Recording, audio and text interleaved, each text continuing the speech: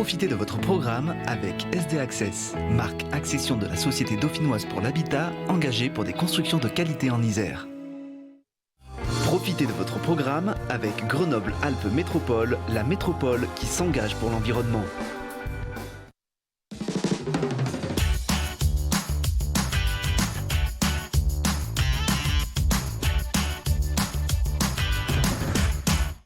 Bonjour, bienvenue à tous dans 6 minutes environnement, 6 minutes pour vous donner des actus et des astuces en faveur de l'écologie.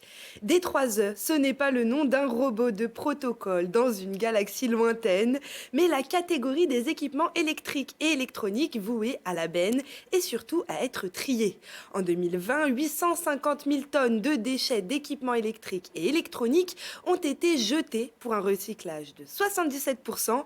Visite du centre de traitement Suez de Vorep avec Mirko Pecci.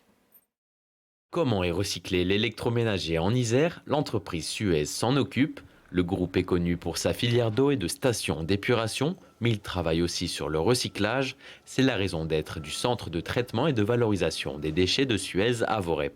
Nous travaillons essentiellement avec les industriels de la région et les entreprises privées, où on leur propose des solutions de tri à la source de matières secondaires recyclables.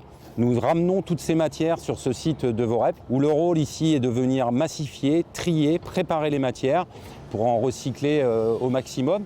Aujourd'hui, il y a 35 personnes qui travaillent sur l'agence et on collecte avec 8 véhicules tous les tonnages de D3E de l'Isère. Et le site traite par an un peu plus de 20 000 tonnes.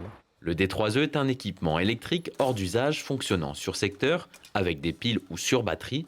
Ce sont des déchets parfois très différents les uns des autres et ne nécessitent pas les mêmes moyens de collecte, de dépollution et de démantèlement. Sur ce site de Vorep, nous réceptionnons également plus de 6 000 tonnes de déchets D3E, qui sont les déchets électroniques et électriques. Ces déchets sont séparés par catégorie, vous voyez les écrans à côté, les fils électriques de l'autre pour partir en filière de revalorisation. Nous séparons également les déchets froids, le frigo et le congélateur, parce qu'elles ne vont pas avoir le même process final de traitement. Certaines nécessitent une dépollution, d'autres peuvent être directement broyées et ensuite partir dans des filières d'aciérie et de fonderie. Le groupe contribue au développement durable, à la transition environnementale et énergétique. Le site de Vorep remplace ses anciens véhicules thermiques par de nouveaux électriques, ce qui va baisser de 80% ses émissions de CO2.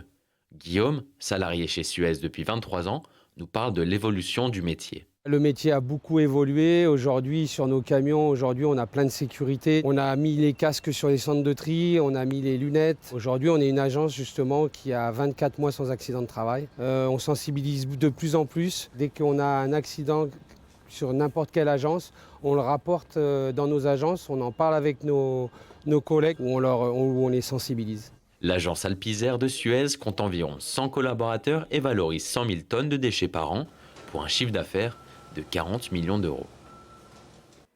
Et en 2020, près d'1 milliard d'équipements électriques et électroniques ont été mis sur le marché en France, soit 2,2 millions de tonnes qu'il faudra un jour recycler.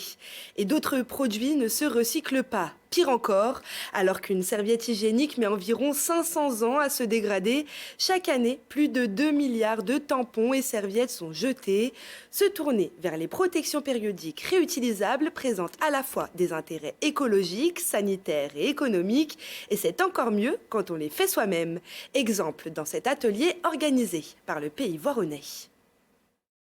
Voilà un atelier qui change les règles. En moyenne, une femme utilise plus de 12 500 protections jetables dans sa vie, des déchets qui contiennent des substances chimiques nocives pour l'environnement et engendrent dès la fabrication de la pollution. Alors ces femmes ont choisi de se tourner vers une alternative plus durable qu'elles fabriquent elles-mêmes.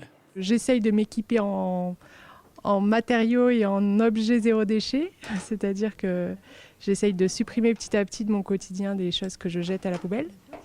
Et tous les mois, c'est des objets qu'on jette à la poubelle si on ne les fait pas en zéro déchet. Je suis très sensible et puis de plus en plus, d'autant plus que voilà, le Pays Voironnais a développé tout un système de poubelles avec un tri sélectif, etc. Et donc du coup, ça va dans ce sens et autant en profiter et aller au-delà des poubelles et de faire ces objets soi-même et dans le zéro déchet.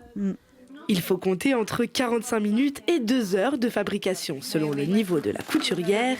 Tout d'abord, préparer son patron à la taille souhaitée, choisir les différentes matières, découper, puis assembler à la machine ou à la main.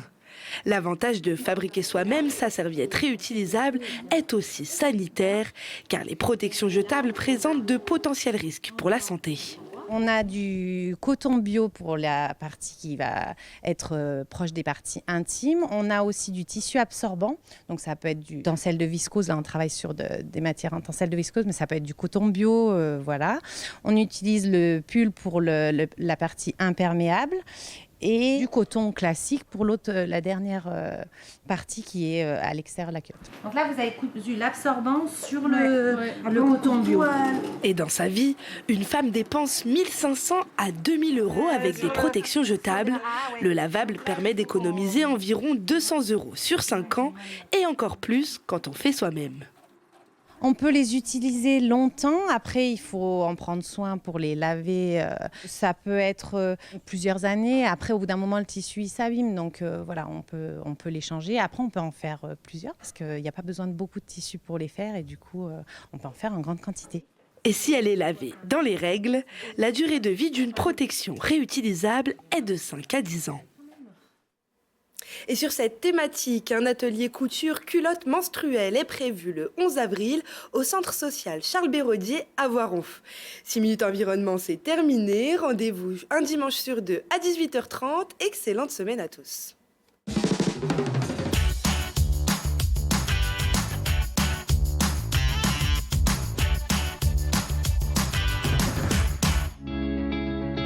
C'était votre programme avec SD Access, marque accession de la Société dauphinoise pour l'habitat, engagée pour des constructions de qualité en Isère. Vous avez profité de votre programme avec Grenoble-Alpes Métropole, la métropole qui s'engage pour l'environnement.